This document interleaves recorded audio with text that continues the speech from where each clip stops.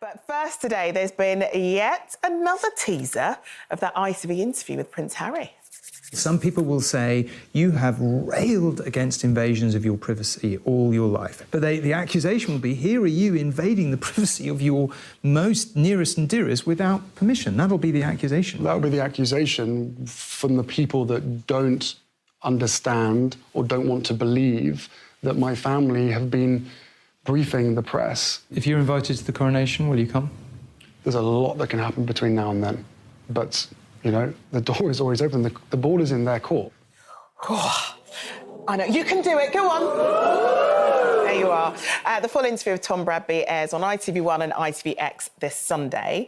And it comes amid some fresh allegations from Prince Harry today, which are included in his book. He says his brother William physically attacked him during a confrontation about Meghan at Harry's house in London back in 2019. What were the details of it? Well, Harry was living in Nottingham Cottage in the grounds of Kensington Palace at the time. William came to see him to just sort of talk about, you know, I think he said something like, this is rolling out of control.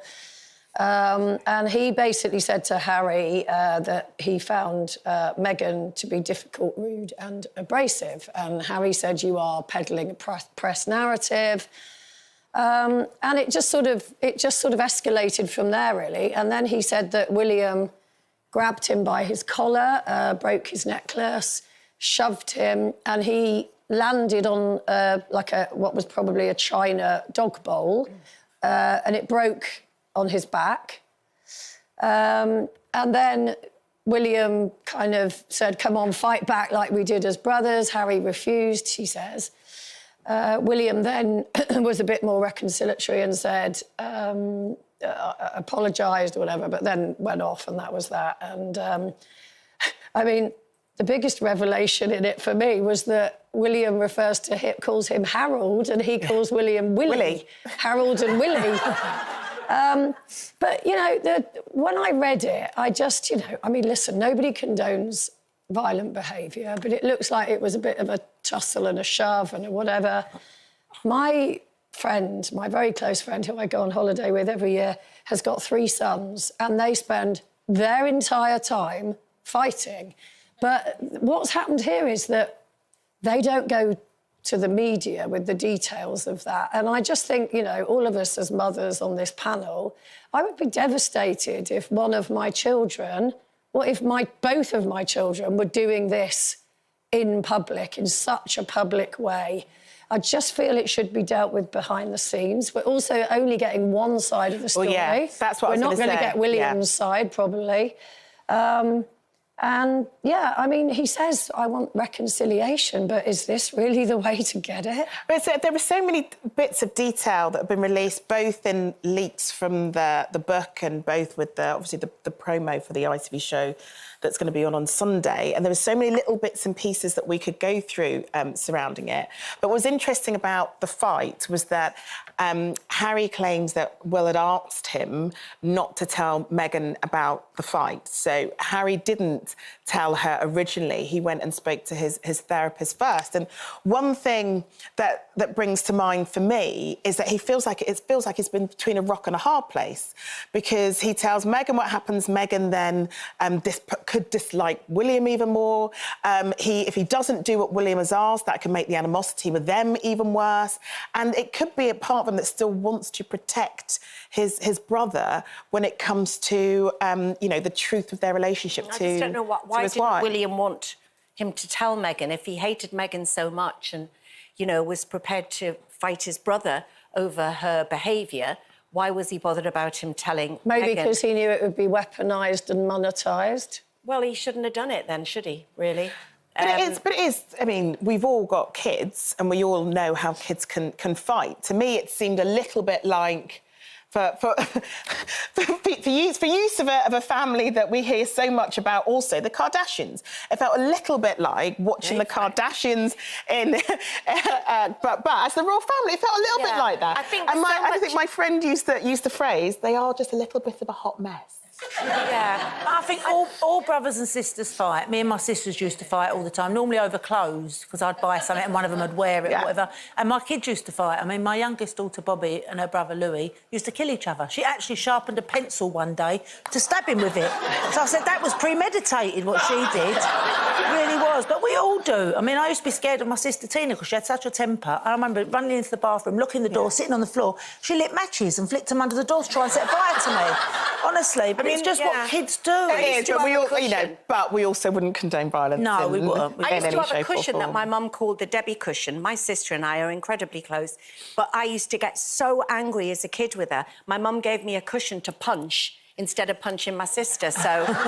And then I've just moved on that to husbands over the years, just changed the name on the cushion.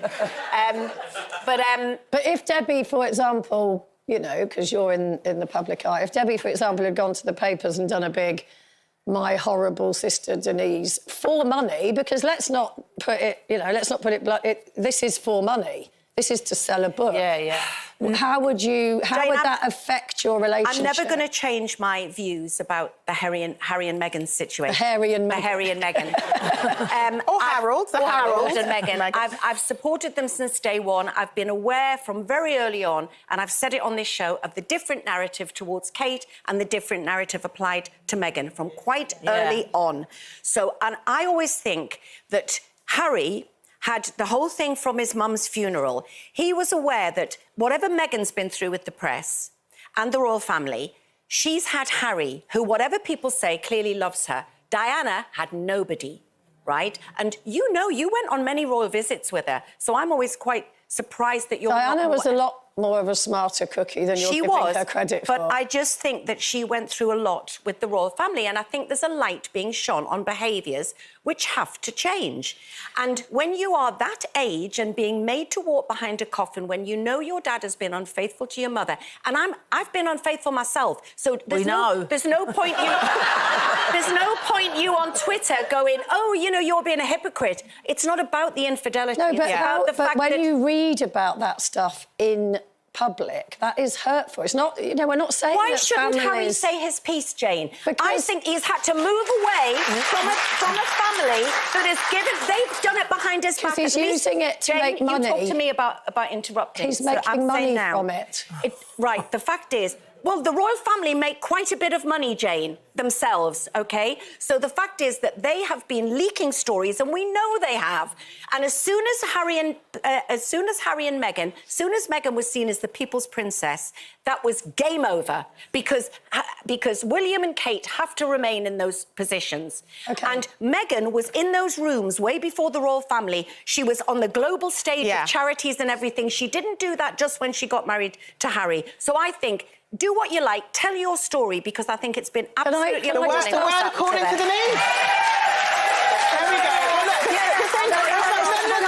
Tell your story, but not sell your story. Exactly. Is it blind support, or do you accept they have made some missteps? Everybody makes mistakes, but I don't see anything wrong in him getting his wife out of this country. And when they said they wanted privacy from other people's narrative, not from their own story. And this is the only way they've got to tell it. And I'm Team Harry and Meghan. Take a breath. If you want to watch the interview in full, it, of course, will be on ITV1 and ITVX from 9 o'clock on Sunday. And regarding the altercation that Harry talks about and speaks about in the documentary regarding his fight with William, we, of course, don't condone any violence, even if it is amongst siblings. Right, that's my bit done. Prince Harry is speaking out, and the truth is loud and clear. In his interview, he's not invading privacy. He's exposing the real invasion, years of palace briefings, backstabbing and toxic silence. When he says the ball is in their court, he's holding the institution accountable. Let's not sugarcoat it. William physically attacked Harry over Meghan, broke his necklace, knocked him into a dog bowl. And the press, they want to brush it off as just brothers fighting. Really? Since when is violence normalised, unless, of course, you're protecting the future king's image? The hypocrisy is nauseating. They call Harry the problem, but it's clear he's the only one brave enough to break the cycle. He protected Meghan like no one protected his mother, and for that, we stand with him. Hit subscribe and drop a super.